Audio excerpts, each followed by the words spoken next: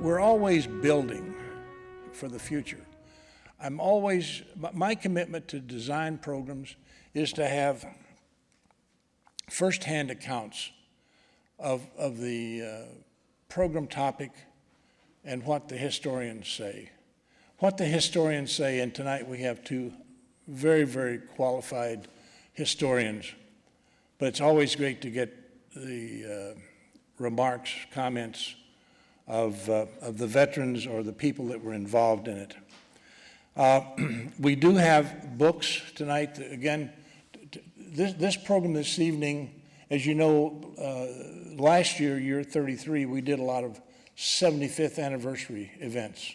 Battle of the Bulge, Varsity, Battle of Manila. This evening, we did not get to finish, but we had a super VE Day program lined up for May, which we're going to repeat in a year. But tonight is our attempt to celebrate and commemorate Victory in the Pacific VJ Day. We have two books this evening. One is Hell to Pay. It is about the planned operation to invade Japan, and you'll hear that story by Dennis on something we're glad we didn't have to happen. David's going to be speaking on the 140 days, the American and the Japanese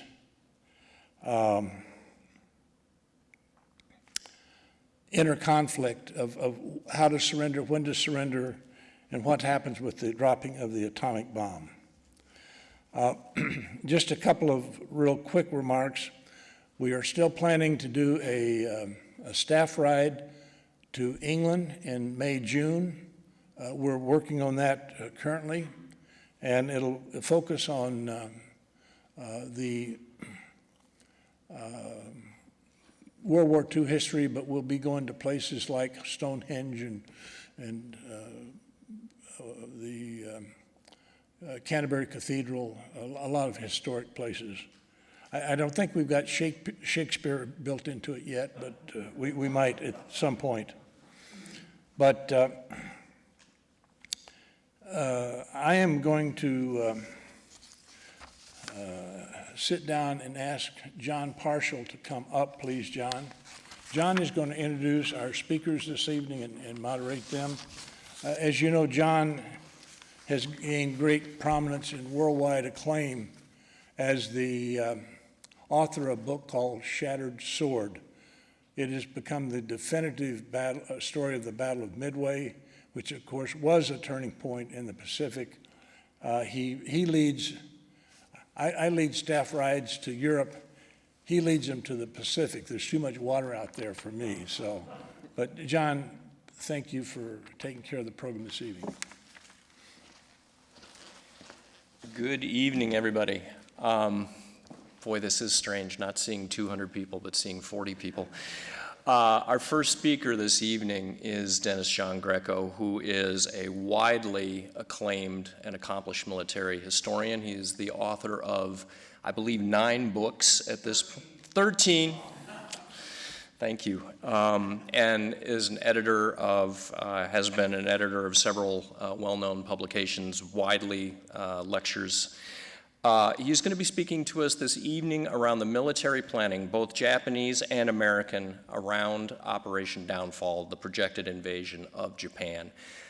Dennis and I had an extremely lively discussion last night over dinner on the topics that he's going to be covering this evening. I think I held my own, but that may have been the cocktail talking. But what quickly impressed itself upon me was that to properly understand this particular campaign, you really have to get down in the weeds and look at things like weather, fuel consumption, aircraft combat radiuses, how quickly can you build airfields, are we going to use weapons of mass destruction like chemical gas? And so those are some of the areas that Dennis is going to be covering for us tonight, and I'm really looking forward to his presentation. Please welcome Dennis to the stage.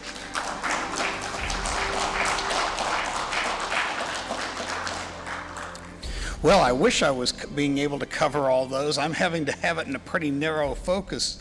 But really, when it comes down to it, the sudden and unanticipated conclusion of the Pacific War with the dropping of atomic bombs on Hiroshima and Nagasaki was genuinely greeted with joy by all Americans, and especially by the more than 3.5 million soldiers, sailors, and Marines who were slated to take part in the actual invasion operations. Now, these forces were not only to come from the Pacific. There was the First Army, which had pummeled its way from Normandy to the heart of Germany, the 8th Air Force based in England. They were both on their way as well. But morale was not good among veterans of the Ardennes, of Guadalcanal, and other campaigns. James Jones, who had he'd fought in the Pacific and later authored From Here to Eternity, he later wrote, "What it must have been like to some old-timer buck sergeant knowing that he very likely had survived this far only to fall dead in the dirt of Japan's home islands hardly bears thinking about." Now, Douglas MacArthur's staff had twice come up with figures exceeding 100,000 casualties for the opening months of combat in the southern island of Kyushu, a figure which some historians largely succeeded later in using as a counter to President Harry Truman's much derided post-war statement that General Marshall had advised him that at Potsdam, that casualties from both Kyushu and Honshu invasion operations, because there was 2 of them, could range from 250,000 to 1 million men. Truman and Marshall were intimately familiar with losses in the Pacific during the previous year. More than 200,000 casualties from wounds, fatigue, and disease, plus 10,000 American dead and missing in the Marianas, 5,500 dead on and around Leyte, 9,000 dead during the Luzon campaign, 6,800 dead at Iwo Jima, 12,600 dead at Okinawa, and 2,000 killed in unexpectedly vicious fighting on Peleliu. Now, both knew that save for some operations around New Guinea, real casualties were routinely outpacing estimates, and the gap was widening. They also knew that while America always emerged victorious, operations often were not completed as rapidly as planned, with all the added cost in blood and treasure such lengthy campaigns entailed. Now, Leyte is a perfect example. Leyte was to Luzon, to the Luzon campaign, what the Kyushu invasion of southern Japan was to the capture of Honshu's Kanto Plain and Tokyo. A preliminary operation to create a huge staging area. Now, today, we can recall MacArthur wading ashore triumphantly in the Philippines at Luzon, or rather at Leyte. But what Truman and Marshall knew only too well was that MacArthur was supposed to have retaken Leyte with 4 divisions and have 8 fighter and bomber groups striking from the island within 45 days of the initial landings. However, 9 divisions and twice as many days into the battle, only a fraction of that air power was operational because of unexpected terrain conditions. And this, by the way, on an island which the United States had occupied for more than 40 years. Anyway, the fighting on the ground had not gone as planned. The Japanese even briefly isolated 5th Air Force headquarters and also captured much of the Broen airfield complex before reinforcements pushed them back into the jungle.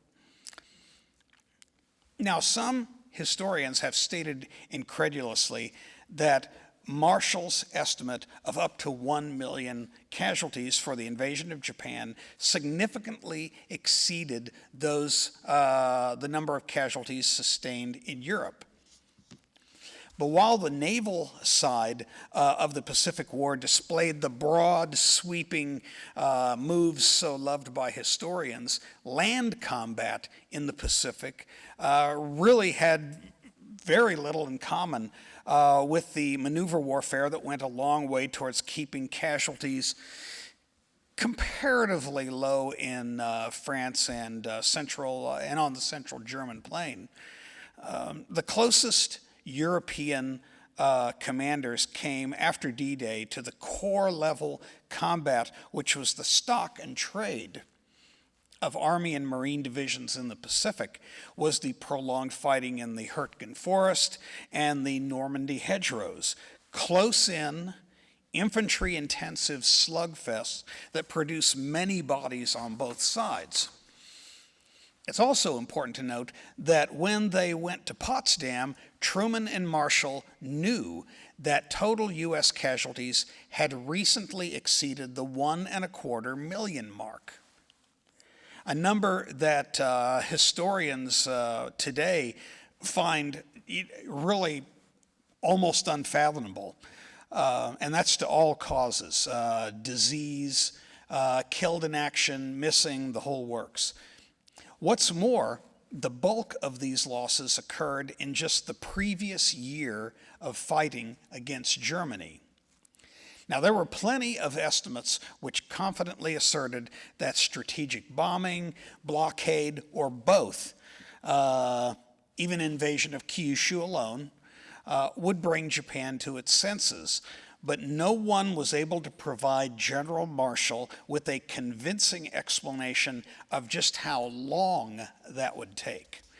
The millions of Americans poised to take part in the largest invasion in history, as well as those supporting them, could only stay poised for so long.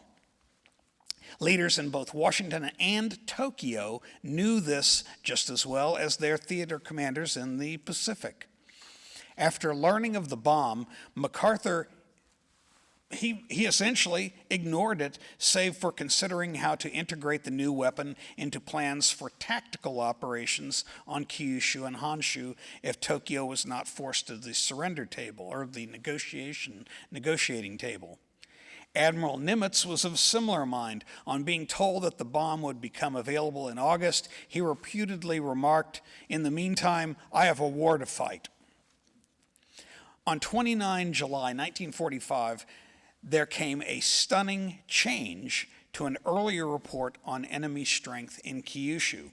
This update set alarm bells ringing in MacArthur's headquarters as well as Washington because it stated bluntly that the Japanese were rapidly reinforcing southern Kyushu, which was the invasion area, and had increased troop strength from 80,000 to 206,000 men, quote, with no end in sight.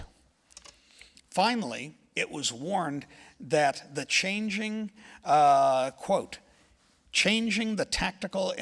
this was changing the tactical and strategic situation sharply.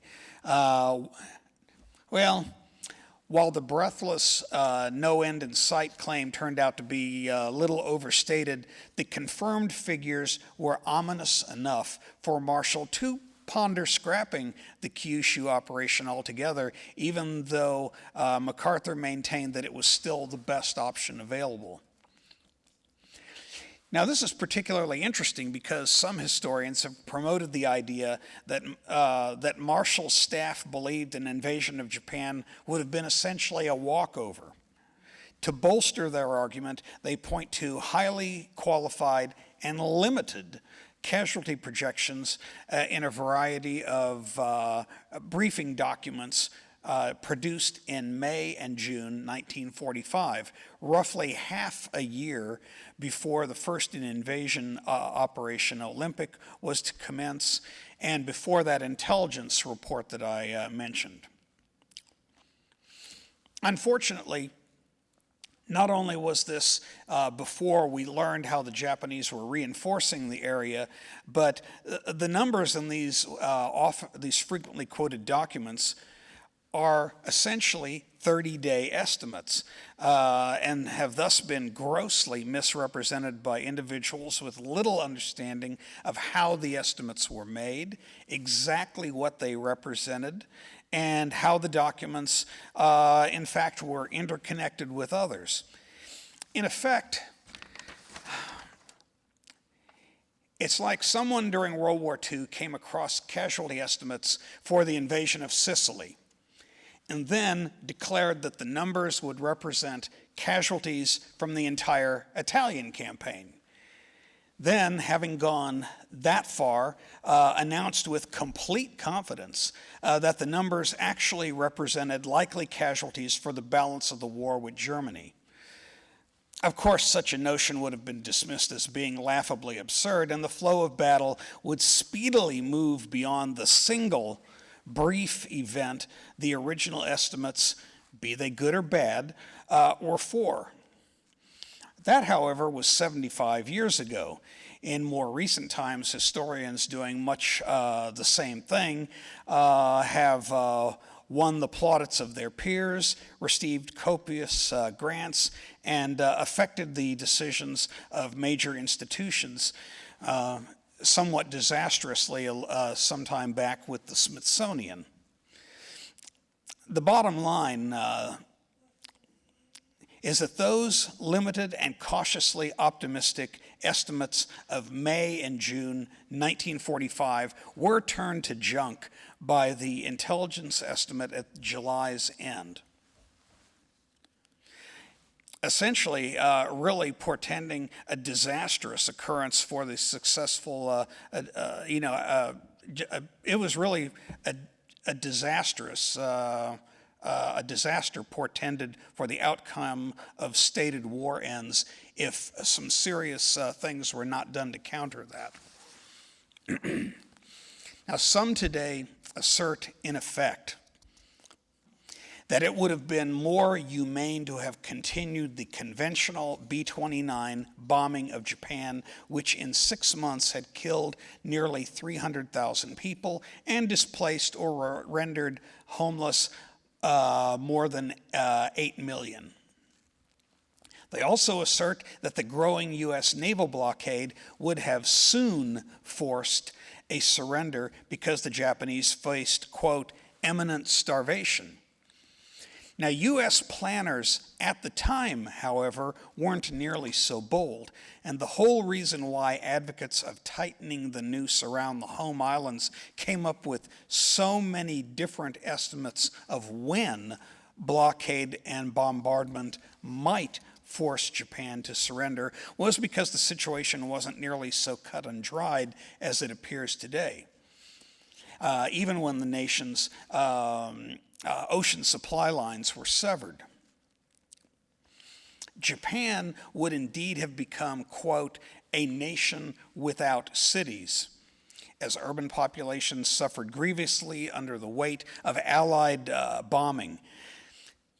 But over half the population during the war lived and worked on farms. Back then, the system of price supports that has encouraged Japanese farmers today to convert practically every square foot of their land to rice cultivation did not exist.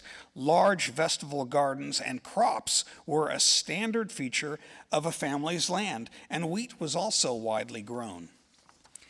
And barley. The idea that the Japanese were about to run out of food anytime soon, now we're not talking about the following year, but relatively soon, meaning the 1945-46 winter period, was largely derived from repeated misreadings of the summary report of the 104-volume U.S. Strategic Bombing Survey of Japan. Using survey findings, the multi-volume U.S. Army Air Force history of World War II detailed the successful U.S. mine-laying effort against Japanese shipping, which essentially cut off Japanese oil and food imports. And states only that by mid-August, because we're really talking the summer here and early fall, by mid-August, quote, the calorie count of the average man's fare had shrunk dangerously.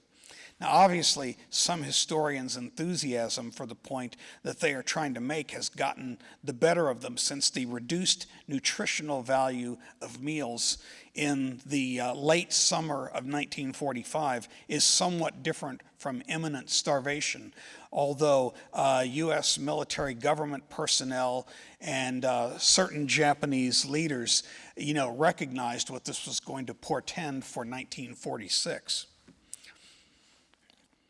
As for the Imperial Army itself, it was in somewhat better shape than is commonly understood today. Moreover, the Japanese had figured us out. They had because of our very formalistic way of which we constructed our our invasion operations, they had correctly deduced the landing beaches and even the approximate times of both invasion operations, and were thus presented with huge tactical and even strategic possibilities. And although the Japanese had never perfected, for example, central control and massed fire of their artillery, this fact is just one of many that weighs in where it is largely irrelevant, when you're looking at it from the Western standpoint with what they could actually do on the ground. It was largely irrelevant under the kind of circumstances that were going to exist. The months that the Japanese 16th Area Army had to wait for the U.S. invasion at Kyushu were not going to be spent with its soldiers and Kyushu's massive civilian population sitting on their duffs. The ability to dig in and pre-register, dig in and pre-register, dig in and pre-register cannot be casually dismissed. To borrow a phrase from a later Asian war, the Kyushu invasion areas were going to be a, quote, target-rich environment where artillery was going to methodically do its work on a large number of soldiers and Marines whose luck had run out. On Okinawa, the U.S. 10th Army commander, General Buckner, was killed by artillery fire when the campaign was ostensibly in the mopping up phase. And from World War I to the fighting in Chechnya, where shells killed a Russian two-star general, there's ample evidence of artillery living up to its deadly reputation. It's also been stated that U.S. ground troops really didn't need to worry about Japanese cave defenses, since combat experience in the Pacific and tests run in the United States proved the effectiveness of self-propelled 8-inch and 155 millimeter howitzers against caves and bunkers.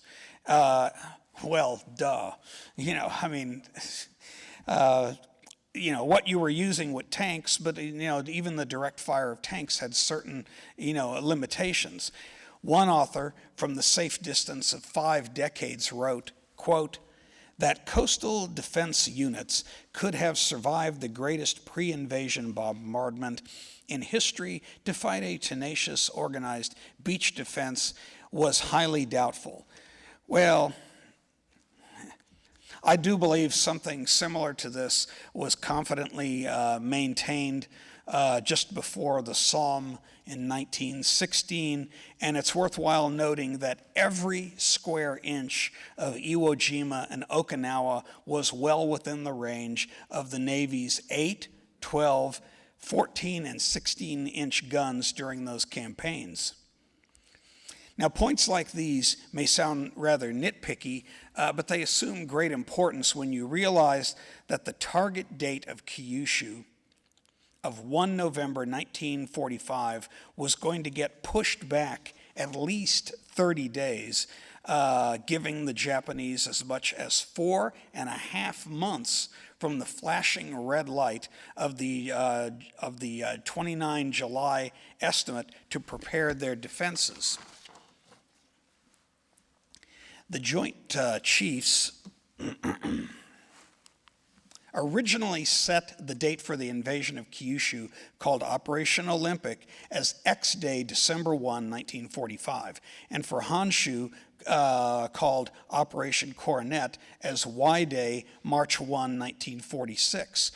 To lessen casualties, the launch of Coronet would await the arrival of 2 armored divisions from Europe to sweep up the Honshu's Kanto Plain and cut off Tokyo before the seasonal monsoons turned the plain into vast pools of rice, muck, and water crisscrossed by elevated roads and dominated by rugged, well-defended foothills.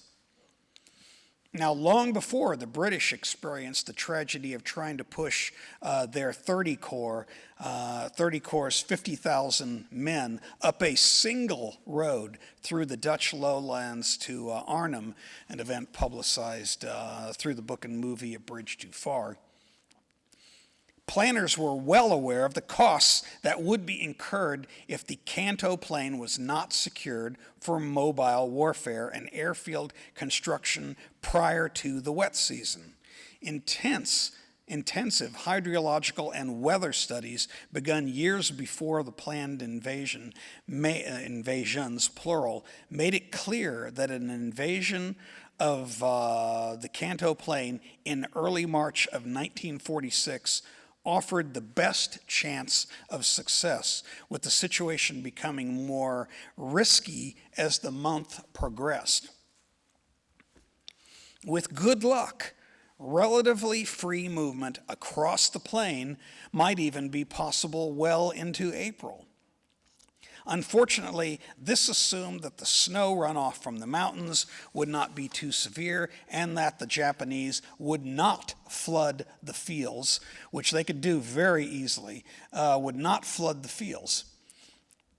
While subsequent post-war prisoner interrogations did not reveal any plans to systematically deluge low-lying areas, a quick thrust up the Kanto Plain would not have been as speedy as Army planners originally believed. First, there were no bridges, none, in the area capable of taking vehicles over 12 tons. Every tank, every self-propelled gun and prime mover would have to cross bridges specifically erected for the event. Next, logistical considerations. Railroad bridges being the exception, but there's not a whole lot of those. And next, logistical considerations and the sequence of follow-up units would require that armored divisions not even land until Y+10.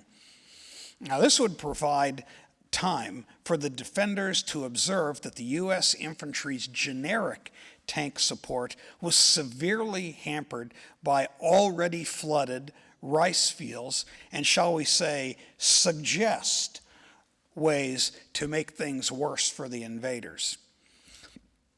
A late start on Honshu would leave American forces to fight their way up floodplains that were only dry during certain times of the year, but could be suddenly inundated by the Japanese, really at will.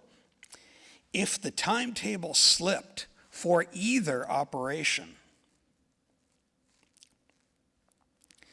let's find here. U.S. soldiers and Marines on Honshu would risk fighting in terrain similar to that later encountered in the Mekong Delta, in Vietnam's Mekong Delta, minus the helicopters to fly over the mess, where all movement was readily visible by even low terrain features, and vulnerable convoys moved on roads above rice paddies.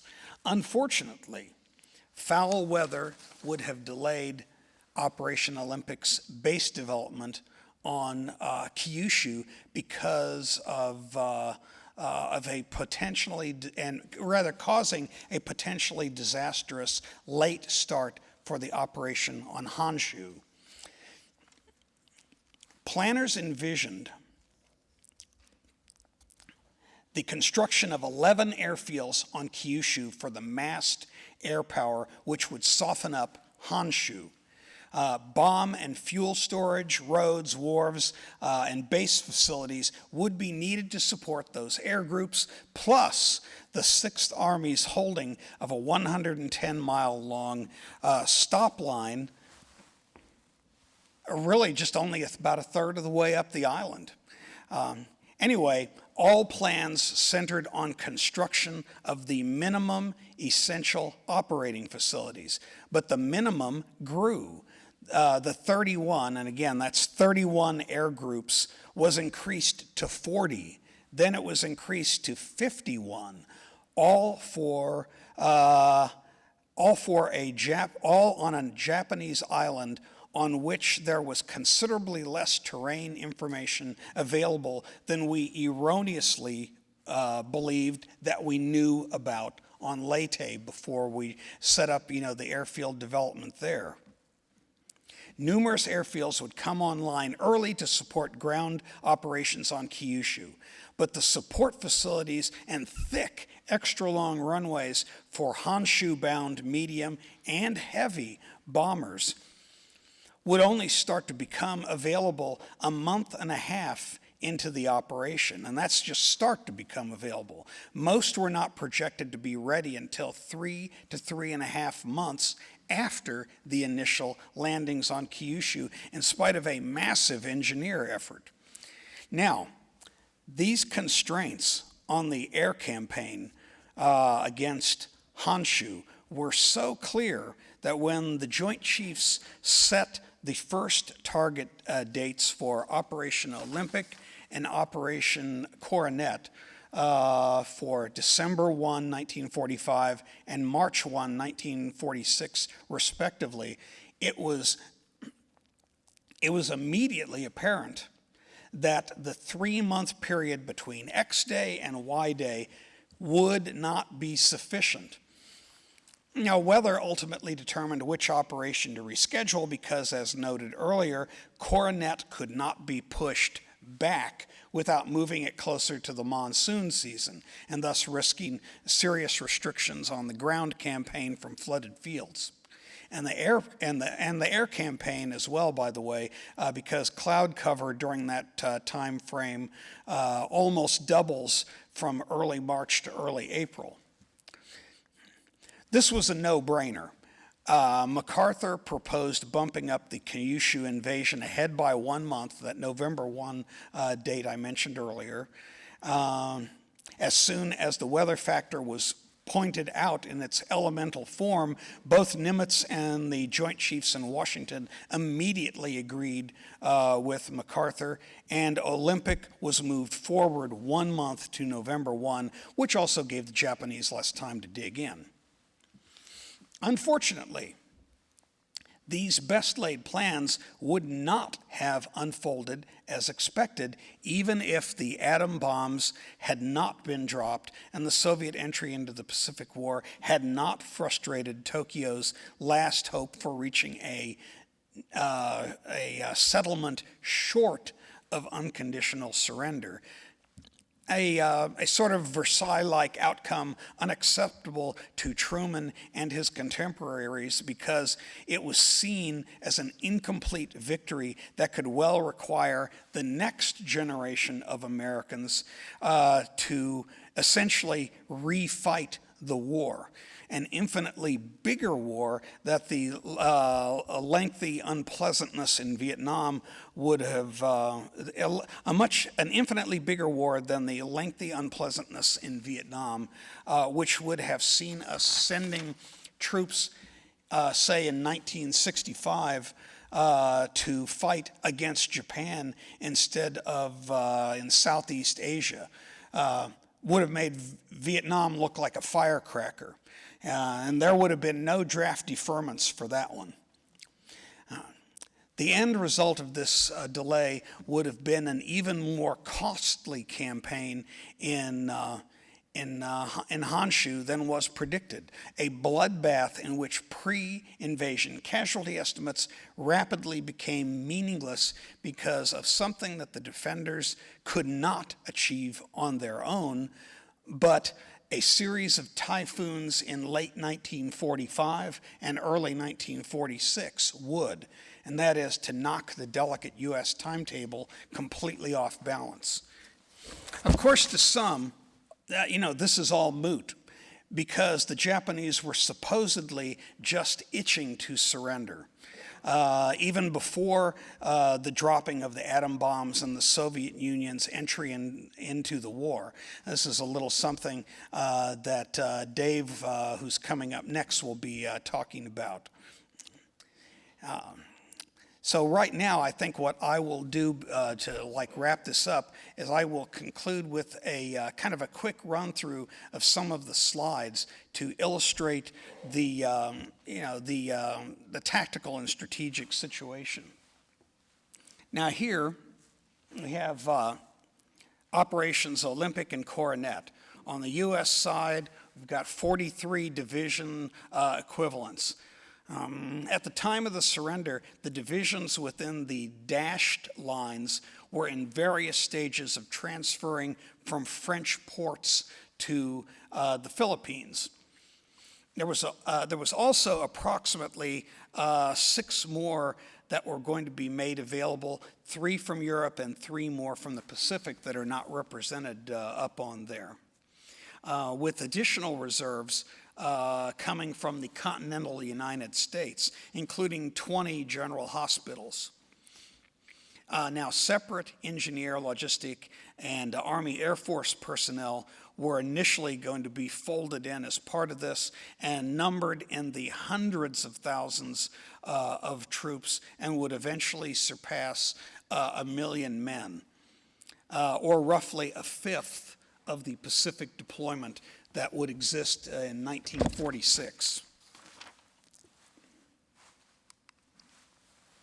Now here we have a close-up of the Olympic invasion area on Kyushu, divisions conducting the initial assault, follow-on divisions. 2 of the Japanese, 2 of the 5 Japanese corps were already in the South. Now, I call them corps. They called them armies. But essentially they're corps-sized structures. 2 of them were already, down in the South and were noted in that intelligence report, the July 29 report I mentioned earlier, and obviously the 3 that were further north did not have to stay further north. They could move south essentially almost unimpeded.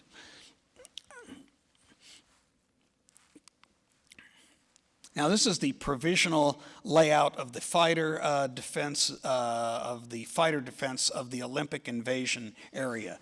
You can see some of the radar. I can make a copy of this or the organization here. The Roundtable could probably make copies of this for anybody that wanted them, and you can also find them in my book, Hell to Pay. But this is actually a very scary illustration, because if you get into the small print, you'll find that these cap areas have each of these between, say, A to B, B to C, and so forth, only represent 4 aircraft. And this is a continuous presence that you're trying to maintain. And there are mountain passes, and there's clouds. It's a good effort, but to maintain it constantly was going to be a monstrous task, and they weren't going to be able to do it. It was realized at the time that there was going to be an extraordinarily large number of what they called leakers, and that those leakers would eventually some number of them were eventually going to be getting past what they aim to have would be 32 fighter aircraft continually in the invasion area that leakers were going to be getting through there. And the invasion shipping was locked in. They're at anchor. They're stationary targets. It was not a pleasant prospect. Let's see here. Yeah, the most dangerous scenario envisioned the Japanese slipping aircraft through the mountain passes and below the frightfully thin screen of combat air patrols, which, incidentally, just happened to be one of the things that the Japanese planned to do. Now, this coastal terrain is similar to what you would see in southern Kyushu. Now, with the rocks off the beach, this obviously would not be selected as a landing beach, but even the ones selected had cliffs like these that were extremely heavily fortified. And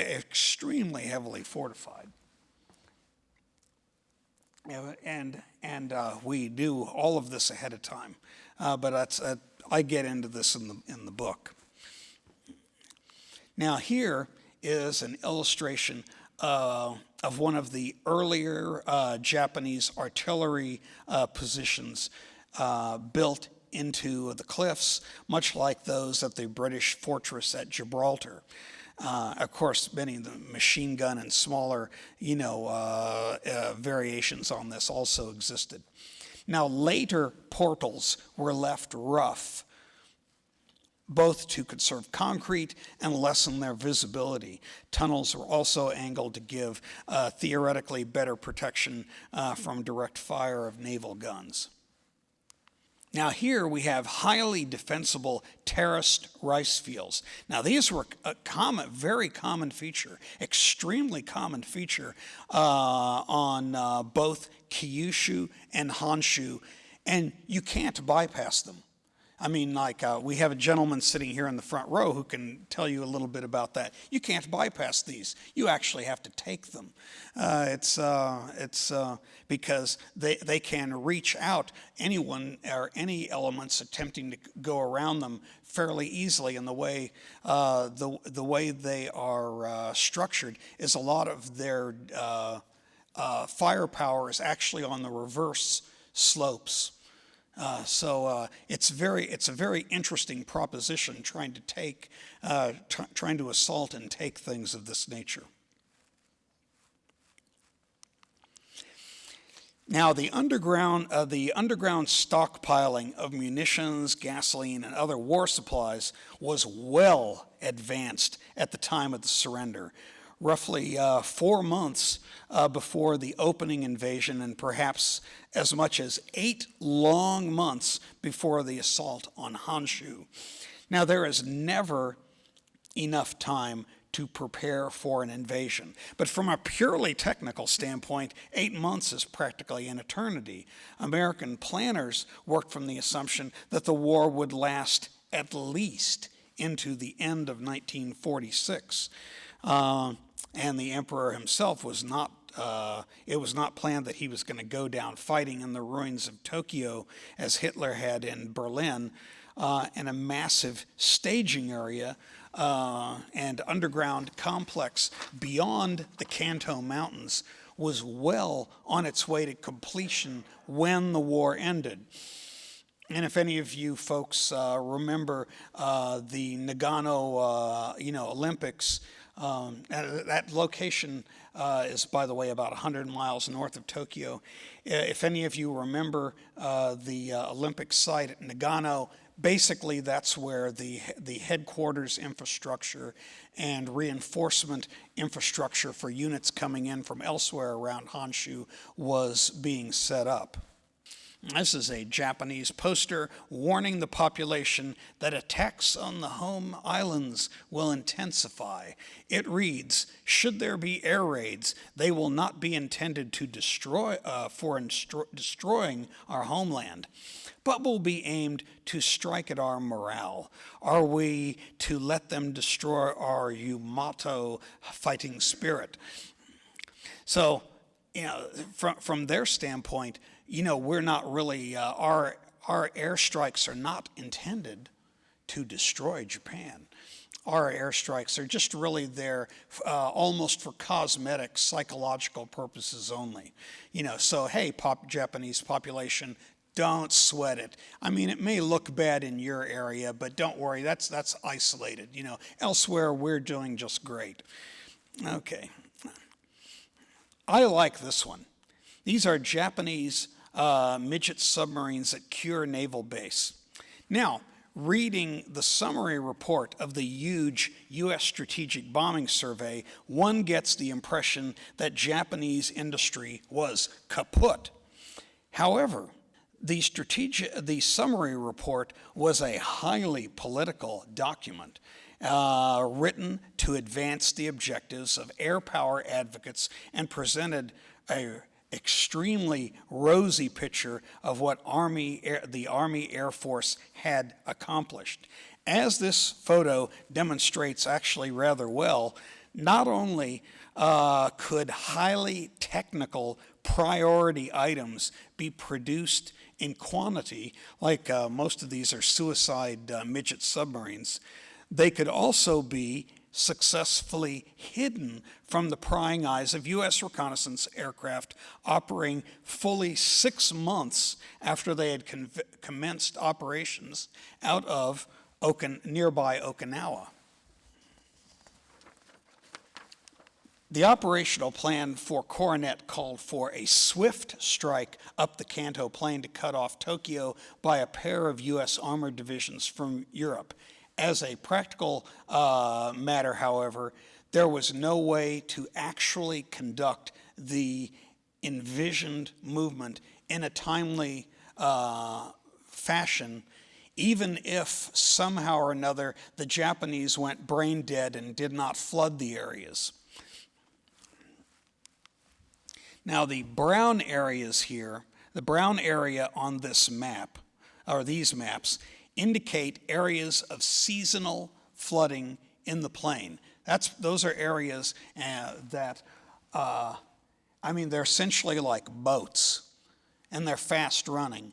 And these happen no matter what the Japanese do and correspond with the spring of 1946. The gray indicates areas that can be artificially flooded, while the blue indicates land containing high, very, very high densities of rice paddies. Moreover, as U.S. mechanized forces moved north along the single highway between the low-lying areas and the foothills off to that are immediately to the west, more and more of their left flank would be exposed to artillery in these foothills. Now, to get at this artillery, which the Japanese artillery was highly mobile and designed to be able to be moved on narrow and winding roads, and they were planning to put artillery there. This was part of their defensive plan for this area. And so the farther we move north, the more of our left flank is exposed to, our ever-lengthening left flank is exposed to more and more of this artillery that we can't actually get at along that flank. For any of you over here who are familiar with, say, the DMZ in Korea, it's like we were launching an attack from the western coast of Korea to the eastern coast with the DMZ all along the flank, the entire route. It's kind of akin to that. So in any event, at least, we had never planned to address this problem. We were going to end up having to we were going to end up finding ourselves in a situation where we were going to be having to push divisions into these hills that we had not planned on pushing into there. We had not really anticipated that this was going to be coming up. Consequently, no significant amount of troops had been allocated to this critical and manpower-intensive task. Making things even more complicated, there happens to be a rather large river that runs down, essentially between the foothills, almost all the way down to the bay, which means essentially there's a moat in front of the foothills. I mean, this is just a balls-up mess that nobody had anticipated. Eventually they would have, but the war ended. But I have great faith that somebody would have figured this out, looking at the terrain maps, and they would have made adjustments. But the fascinating thing is as of August they hadn't, and there had been no provisions for any of this. Now, even when rice paddies are ostensibly dry, as this one is, they present formidable barriers to even tracked movement. Moreover, the sodden nature of most dikes and paddy floors did not lend themselves to effective operation of devices like the Normandy hedgerow cutters. The rice paddies would have to be taken in a tedious set-piece manner. Meanwhile, the armored divisions fighting principally up the main road, going north past Tokyo, would frequently find themselves limited to a one-tank front, as happened to the British 30 Corps when it was delayed reaching Arnhem by minimal German forces in the Dutch lowlands. Now, many are familiar with the various personnel anti-tank weapons the Japanese were going to employ, like hollow charge rifle grenades, plus the suicidal satchel charges, and the plethora of hand-operated hollow charge mines. People writing books about this subject love that stuff because it's so esoteric and neat to look at. But however, the real killer of U.S. tanks during the operations was going to be, and especially, by the way, on the Kanto Plain, was going to be a weapon that the Japanese had been unable to put to good use so far in the war. The simple old Mark 97 20 millimeter rapid-fire anti-tank rifle. Even the comparatively thin frontal armor and side armor of the M4 Sherman was too thick for such a weapon, unless there's somehow a really lucky shot. It's just too thick. But in the paddy fields, it was a different story, completely different story. At short range, from expertly camouflaged positions, even a mediocre gunner could pump from 2 to a half dozen 20 millimeter rounds into the 1-inch belly armor of the Shermans as they reared up high over dikes. Passing beneath the driver and coaxial gunner, these shells would smash into turret personnel, engine compartment, and stored ammunition with catastrophic results.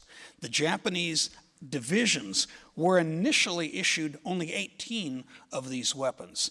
The Japanese realized that they had something here.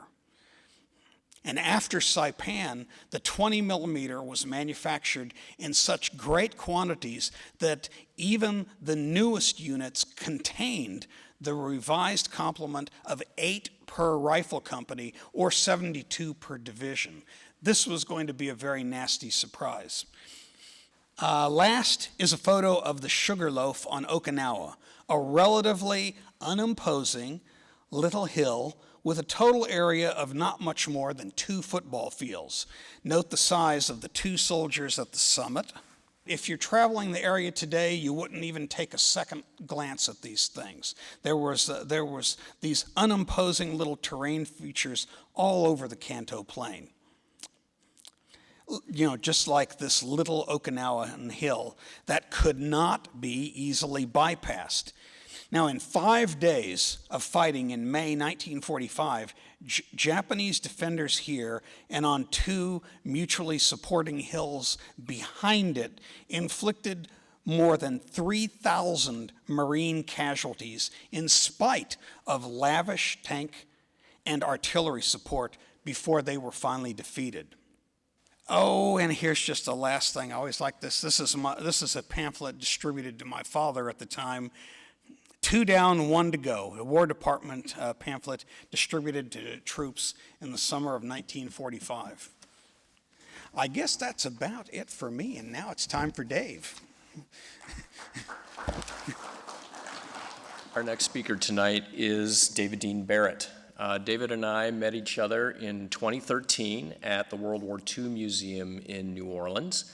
I was not aware that he was working on a new book on the dropping of the bombs. Maybe he wasn't even aware at that time either, but I'm delighted that we have a new contribution to the scholarship on this particular event. I used to live in Hiroshima. I took a bus every day past the bomb dome in order to get to the English school that I was teaching at.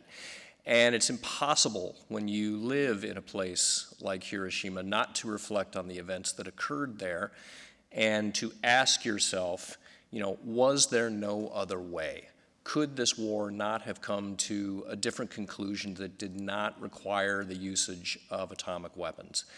And so I'm very interested to hear David speak tonight because he is really the flip side to what Dennis has been talking about, which is the military preparations for the invasion. Now we're going to talk about the political dimension. What were the leadership teams on both sides of the Pacific going through, and in particular, what were the questions that the Japanese were wrestling with that led to such a tardy decision on their part to actually terminate this war? So I would like to turn it over now to David and hear what he has to say. Before we get to my remarks, which will cover the leaders and the decisions they made during the final months of the war, I need to take just a few minutes to talk about 2 other topics: unconditional surrender and Japan's form of government. Unconditional surrender means quite simply the defeated nation accepts whatever the victor decides. Most wars do not end in this fashion. Instead, they end in negotiations between the warring countries with the establishment of terms. Accepting unconditional surrender becomes the equivalent of revolution for the vanquished nation. Perhaps the single most important element of unconditional surrender is occupation. Why? Enforcement. Because without it, the Allies would have been relying on their former enemies to disarm, demobilize, change their form of government, and eliminate the leaders who had taken them into aggressive war, including trying some of them as war criminals. President Roosevelt his demand for unconditional surrender sprang from his experience in World War I as the Assistant Secretary of the Navy under President Woodrow Wilson and the ultimate failure of the Treaty of Versailles. Initially, FDR publicly endorsed Wilson's motives in January of 1917 for mediating the war, which Wilson termed peace without victory. However, by the time of the first German armistice proposal reached Washington on the 7th of October in 1918, more than a year and a half later, Roosevelt, along with many others, rejected the idea of a conditional peace and a cessation of combat that looked anything like peace without victory. The Allies formalized the policy of unconditional surrender at Casablanca, Morocco, in January of 1943. At the time, FDR said of it, "We are fighting this war because we did not have unconditional surrender at the end of the last one." Later, in July of 1944, Roosevelt added, "Practically all Germans deny the fact that they surrendered during the last war, but this time they are going to know it, and so are the Japs." After Roosevelt's death on April 12, 1945, President Harry S. Truman inherited the legacy of unconditional surrender. Just 4 days later, on April 16th, in Truman's first address to a joint session of Congress, he called upon all Americans to support him in carrying out the ideals for which FDR lived and died. And the first of these was unconditional surrender. The ongoing reinforcement of this war aim caused historian Robert Maddox to state in his book, Prompt and Utter Destruction, that if the Americans had made the first overture toward peace with the Japanese, Stalin would have denounced it as a treacherous attempt to negate a part of the Yalta Agreement. The reference to the Yalta Agreement, the conference which took place in February of 1945, was at a time that Roosevelt, as an enticement to Stalin to join the war against Japan, had offered the Soviets to take possession of southern Sakhalin, the Kuril Islands, internationalize the port of Darien, and restore the Soviet lease at Port Arthur.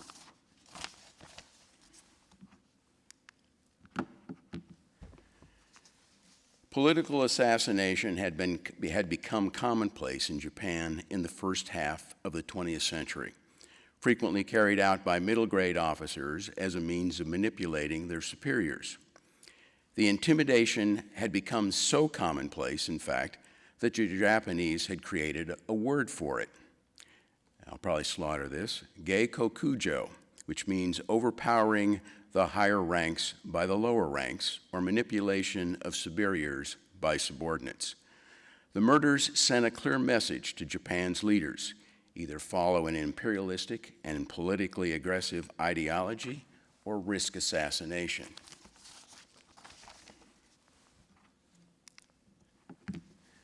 By 1944, the Japanese government was fundamentally a military oligarchy. That is, a handful of men, almost all members of the military, ran the country and made all of its important decisions. The members of this government included the emperor, considered divine, the prime minister, chosen by the emperor, the prime minister's cabinet, partially chosen by the prime minister, and by two military appointments chosen by the military incumbents. Decisions required a unanimous vote. Thus, any cabinet member had the power of veto. Unanimous decisions were presented to the emperor for his final approval.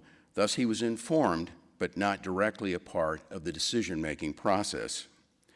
Failure to come to a unanimous decision or resignation of a cabinet member could topple a prime minister's government.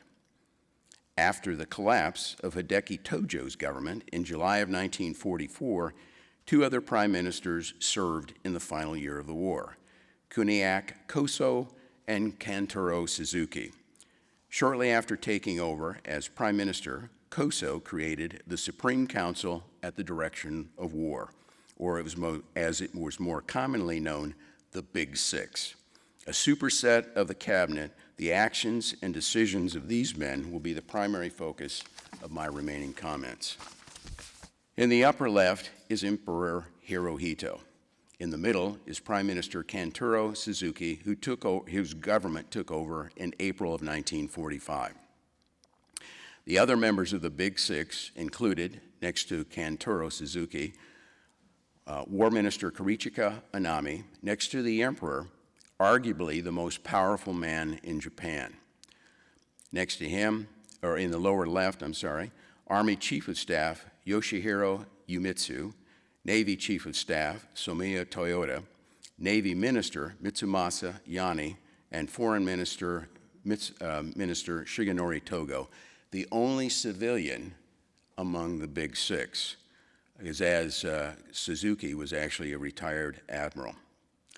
Anami, Uemitsu, and Toyoda became what I will refer to from here on as the hardliners.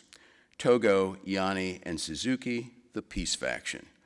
All of these men remained in Tokyo for the duration of the war and watched their capital and their country be systematically burned to the ground around them.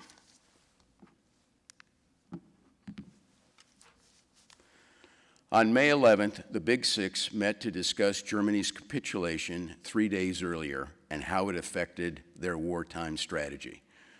Foreign Minister Togo made his first attempt to persuade the group to move toward ending the war after the members received a dire report of Japan's economy and war production. Despite the news, the other members of the Big Six expressed no interest in ending the war. Instead, Generals Anami, Yumitsu, along with Admiral Toyota and Prime Minister Suzuki, asked Togo to convey Japan's warmest regards to the Soviets, looking for a friendlier relationship where it would be possible to purchase petroleum, aircraft, and other supplies Japan needed. It was even suggested that it might still be possible to persuade the Soviet Union to join Japan in the war against the Anglo-Americans. The U.S. had also been breaking Japan's military and diplomatic codes since 1942. In June, American codebreakers began monitoring a series of messages between Foreign Minister Togo and Japan's ambassador to the Soviet Union, Nataki Sato. The Japanese peacefielders sent to Sato were endlessly vague. In an unusually blunt language for a diplomat, he told Togo, "The reasoning in your messages of 11 July consists of nothing more than academic fine phrases, and the Russians will not be interested." Two critical messages followed. On 18 July, Sato sent a message to Togo stating, "The Japanese must accept the equivalent of unconditional surrender, accepting the preservation of the imperial system." 3 days later, Togo responded. After acknowledging Sato's exclusion of the imperial system, he said, "With regard to unconditional surrender, we are unable to consent to it under any circumstances whatever." I believe the communications were endlessly vague, not due to Togo's inability as a diplomat, but because that the other members of the Big Six never had any intention of entering into any serious discussion with the Soviets and never provided Togo with any actionable items to discuss with them. And in point of fact, the emperor viewed the Russians as, quote, untrustworthy, and others in his government had previously expressed the same sentiment. On July 16th, the United States successfully detonated the first atomic bomb at Alamogordo, New Mexico. Scientists observed the explosion from only 10,000 yards away, approximately 5 to 6 miles, with goggles to shield their eyes as their only protection. Truman received word of the successful test at Potsdam later the same day, and he reconfirmed Stalin's commitment to enter the war against Japan 90 days after Germany's surrender a day later.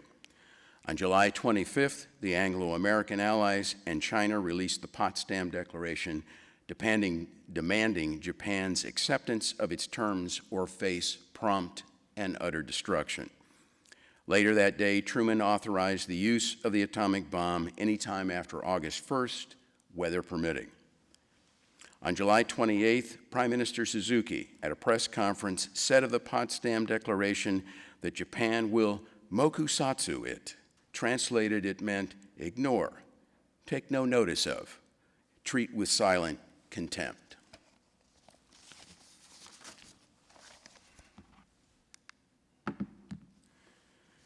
On August 6th, 1945, the B-29 Enola Gay dropped the little boy atomic bomb on Hiroshima. After receiving the news, the Japanese hardliners are not convinced the bomb was atomic, forgetting the fact that a single bomb has just destroyed an entire city. They send their top nuclear physicist, Yoshihisa Nishina, to Hiroshima to investigate. As an aside, it should be noted that the Japanese had 2 of their own atomic bomb programs during the war. Both came to the conclusion that while a bomb was feasible, one could not be made in the time frame of the war. General Marshall, reading the latest decrypts on the Japanese military buildup on Kyushu, reconsiders the invasion, as 900,000 Japanese troops will now confront Operation Olympic with 3 months to D-Day, or X-Day, I guess, on November 1st. The 900,000, should be noted, is on the entire island of Kyushu.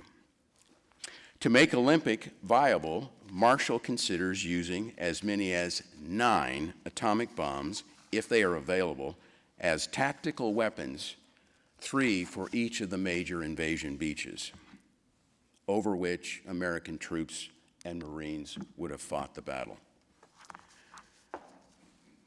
On August 8th, with only silence from the Japanese leaders and favorable weather over Iwata on northern Kyushu, a major steel-producing city of over 250,000 people, the 20th Air Force sends 245 B-29s armed with incendiaries to strike the city, scorching 22% of the metropolitan area. In Tokyo, Tojo meets with the emperor, advising him to accept the terms of the Potsdam Declaration. Hirohito agrees and tells Togo to inform Suzuki that in light of the new weapon, Japan is now powerless to respond. As such, he wants the war terminated as quickly as possible. Suzuki calls an emergency session of the Big Six, but the meeting has to be delayed until the 9th of August because a member of the council decides he has more pressing business.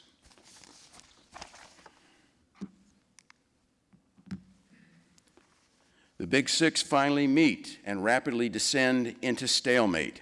Suzuki called for a vote on the issue of continuing the war and finds the Big Six deadlocked.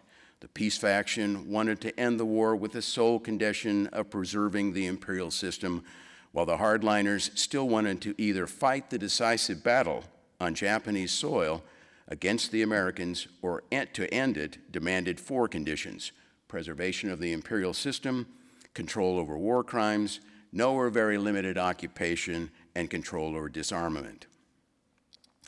Russia entered the war against Japan, attacking its Kwantung Army in Manchuria. In May, due to its severely depleted strength in anticipation of war with war with Russia, the Japanese changed the mission of the Kwantung Army to a fighting withdrawal to northern Korea. Admiral Toyota stated that no country in the world, including the U.S., could produce enough fissile material to mount the attacks threatened by Truman in his Reign of Ruin speech on August 6th. At about 1 p.m., an aide entered the room, handshaking, and hands a note to Suzuki announcing a second atomic attack on Nagasaki.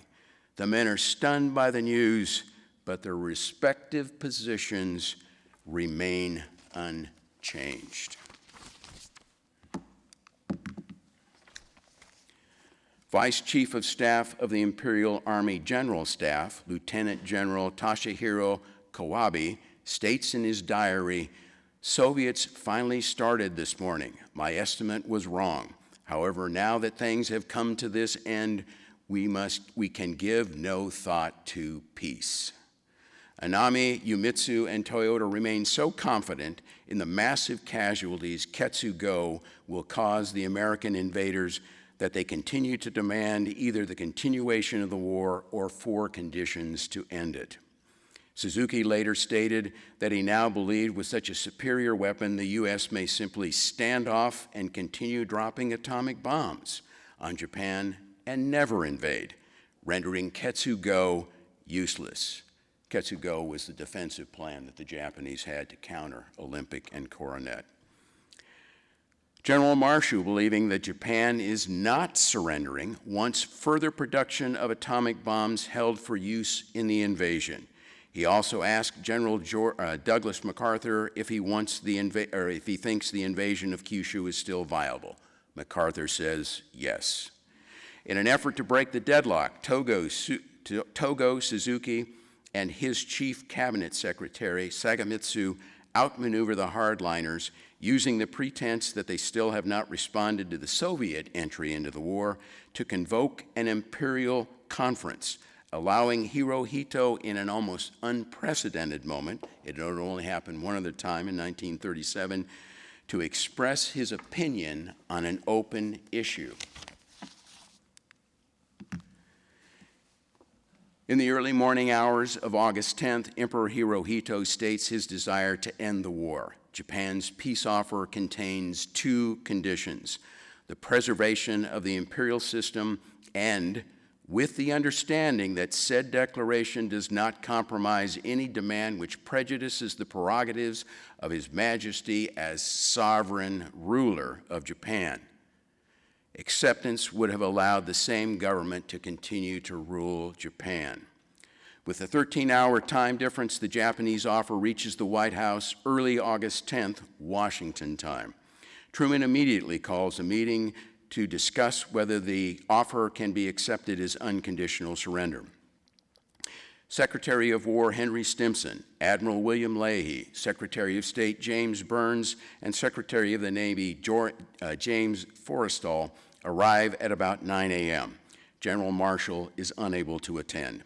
Stimson, Leahy, and Forrestal all want to accept as is the Japanese offer. Secretary of State Burns stands alone in angry opposition. In his view, Japan's requirement to include the phrasing, with the understanding that said declaration does not compromise any demand which prejudices the prerogatives of His Majesty as sovereign ruler, amounts to refusal by the Japanese government to accept the unconditional surrender stipulated in the Potsdam Declaration. He reminds Truman of the Allies' agreement of the terms at Potsdam, that they would not deviate from them. There are no alternatives, Burns said. I cannot understand why now we should go further in accepting conditional peace when we were willing to go at Potsdam, when we had no atomic bomb and Russia was not in the war. Forrestal suggested that with some changes, the wording could be made acceptable, an idea that appealed to Truman. Burns' draft included 2 changes that effectively eliminated the emperor's power to rule Japan. His counteroffer, approved by Truman, risked a breakdown in the negotiations. The changes specified, from the moment of surrender, the authority of the emperor and the Japanese government to rule the state shall be subject to the supreme commander of Allied powers. And the ultimate form of government of Japan shall, in accordance with the Potsdam Declaration, be established by the freely expressed will of the Japanese people. Accepting these 2 conditions clearly impacted the emperor's ability to continue to rule Japan. August 12th, the Japanese received the Burns counteroffer. Anami immediately rejected it. The Big Six bicker back and forth for 2 more days and remain deadlocked. The hardliners revert to their previous position, demanding either the continuation of the war or 4 conditions to end it.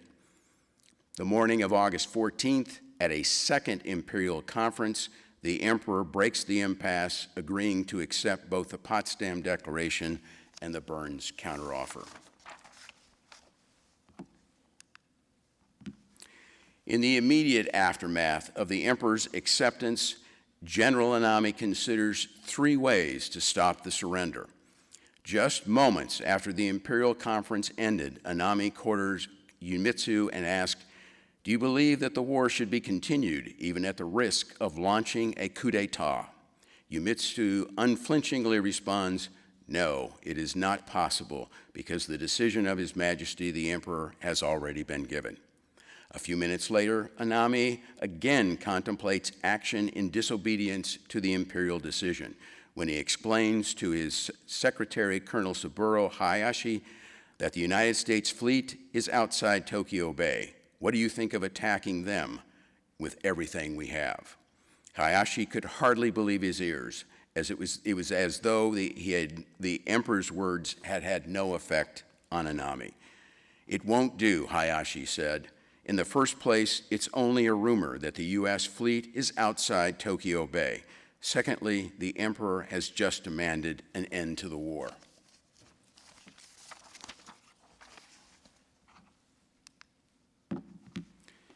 When Anami returns to the War Ministry during a lunch break, he runs into his brother-in-law, Colonel Masahiko Takashita, who tells him, "General Yumitsu has changed his mind." Anami replies, "Is that so? But everything has already been decided." Takashita pleads, at least resign from the cabinet, which would dissolve the Suzuki government and halt the termination to the war. "Give me some ink. I will write my resignation," said Anami. But just as quickly, his vacillation flips again. "And if I resign, I will never see the emperor."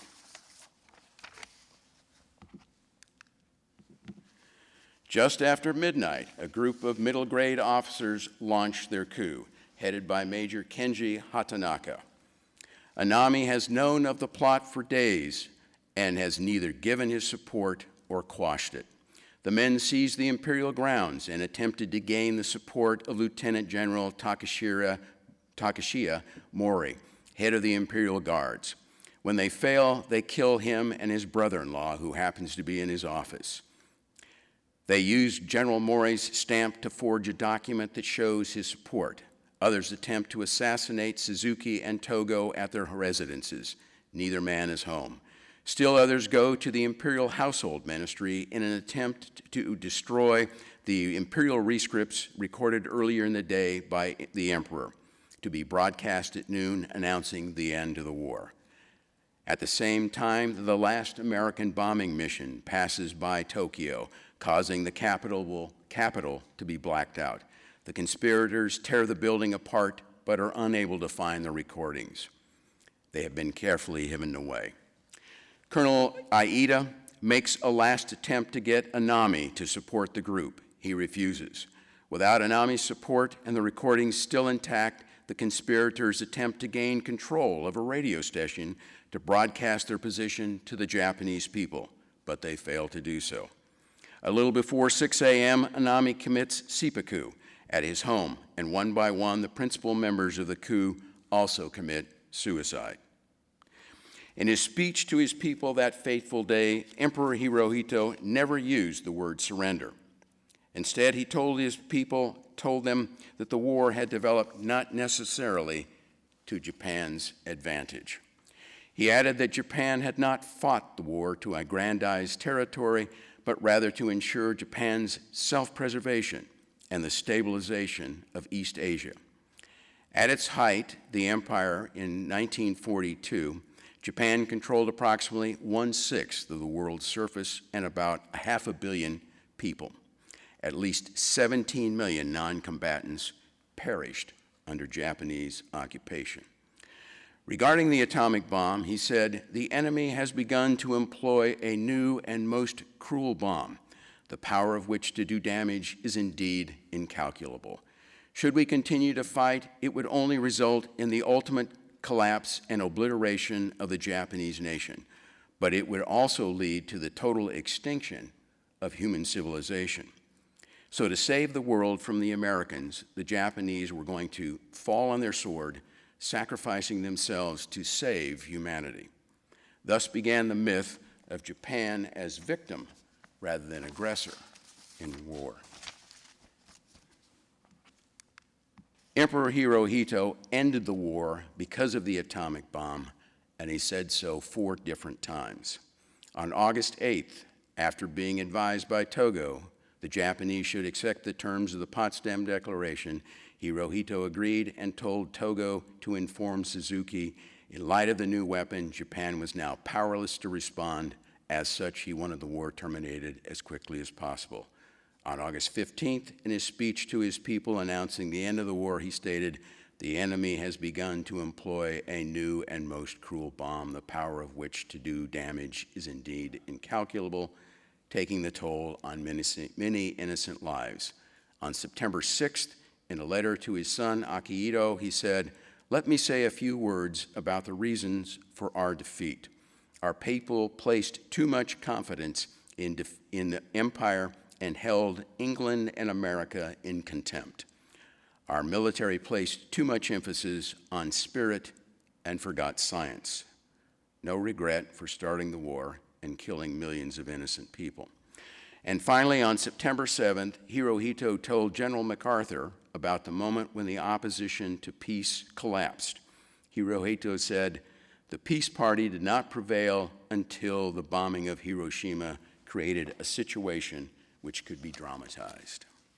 Finally, quoting historian Asada, In both the United States and Japan, it is often argued that Japan was virtually a defeated nation in August of 1945, and thus the atomic bombings were not necessary. This argument confuses defeat with surrender. Defeat is a military fait accompli, whereas surrender is the formal acceptance of defeat by the nation's leaders, an act of decision-making. After the loss of Saipan in early July 1944 brought Japan within range of B-29 bombers, its defeat had become certain, and Japan's leaders knew it. But because the government machinery was, to a large extent, controlled by the military and hampered by a cumbersome system that required unanimity of views for any decision, Japanese leaders had failed to translate defeat into surrender. Thank you.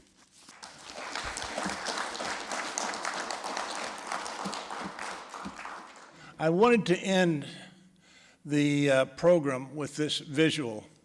This is the flyover of the Missouri at the signing.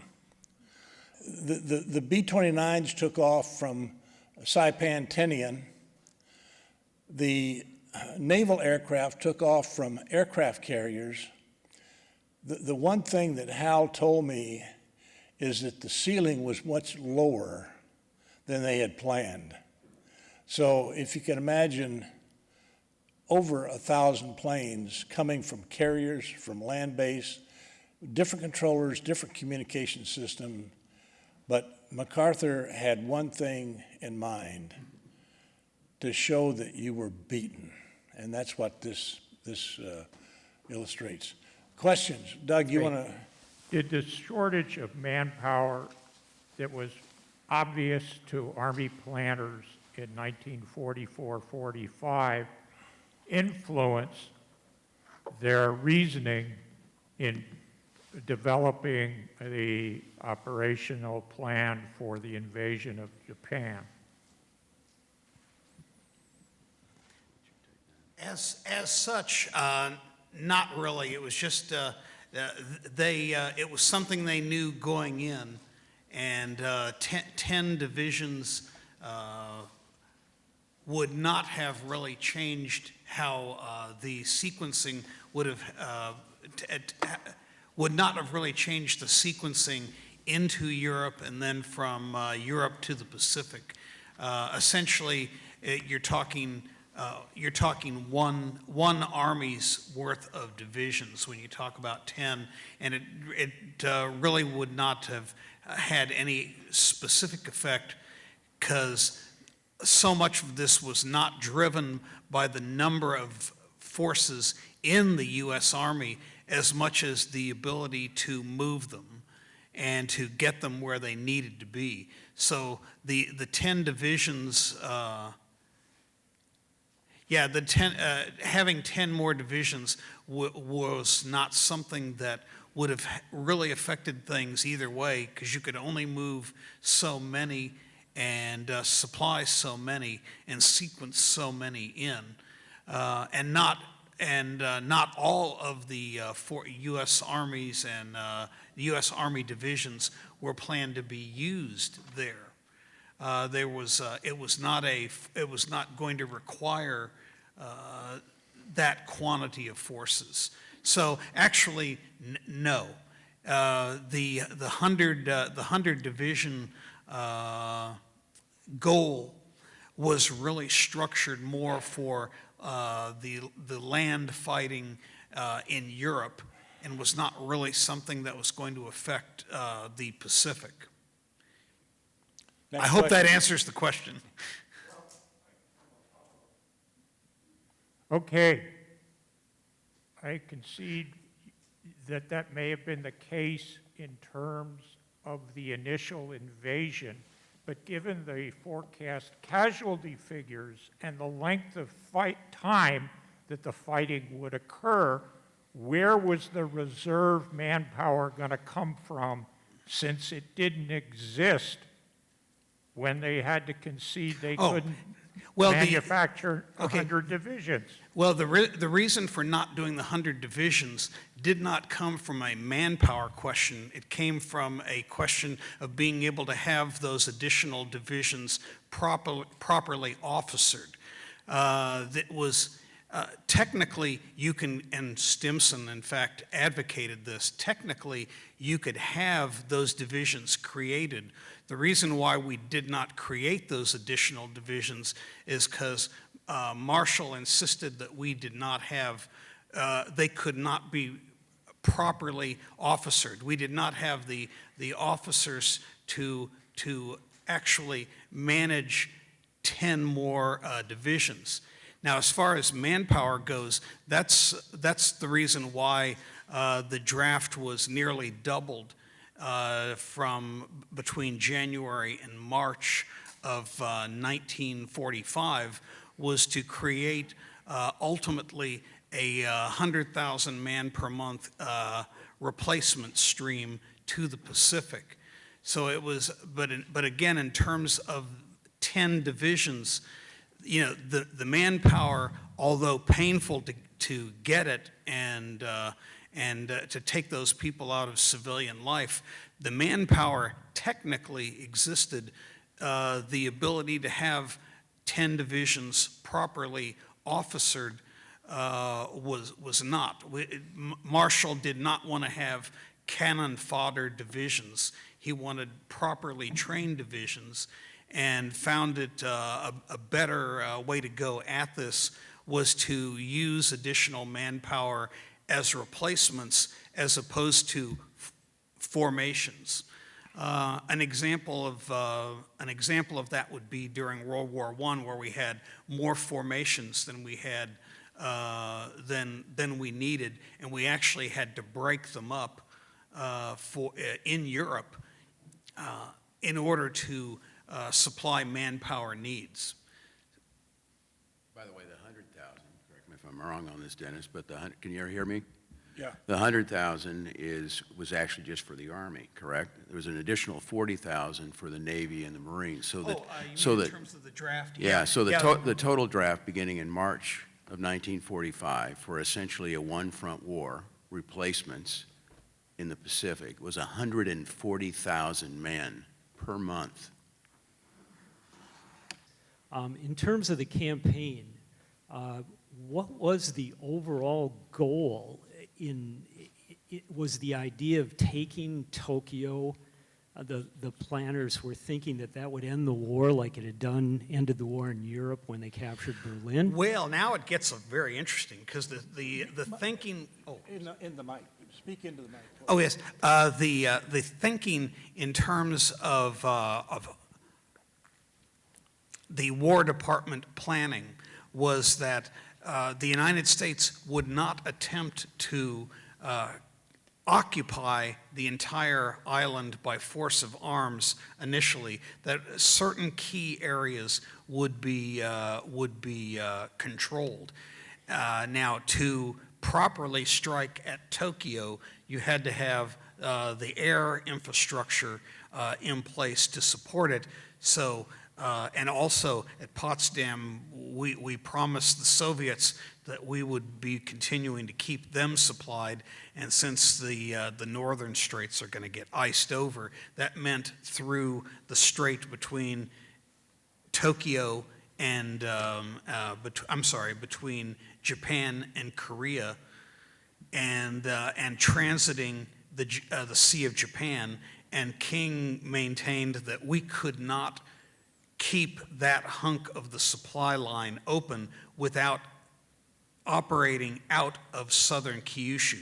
So southern Kyushu, no matter which way you cut it, had to be taken because it was the launch point for air power to support the invasion of the Tokyo plain, and also to keep the sea lines of communication open to the Russians after the straits up north froze over.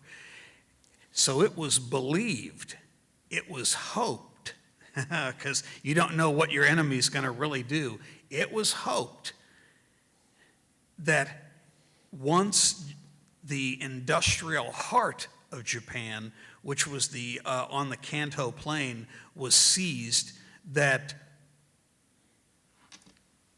they would hopefully just give up. But you're dealing with an enemy that you don't know what they're going to do. Ultimately, it was figured at the time, at least in terms of like allotting of funds through Congress and so forth. We had the war covered in terms of congressional okays on funding through the end of 1946, but it was really figured that it would last into 47 in one fashion or another. And others who maybe had a little bit closer sensibilities to the long-term situation said, troops aren't coming home. They're not going to see the Golden Gate till 48. So when a lot of this stuff was going on in terms of Potsdam and the planning in 45, you're looking at a situation where the United States viewed this not as the end of the war, which is what we think of it now. They were looking at it as the middle of the war, that whole thing of Golden Gate in 48, so to speak. Well, listen, we're going to wrap it up there.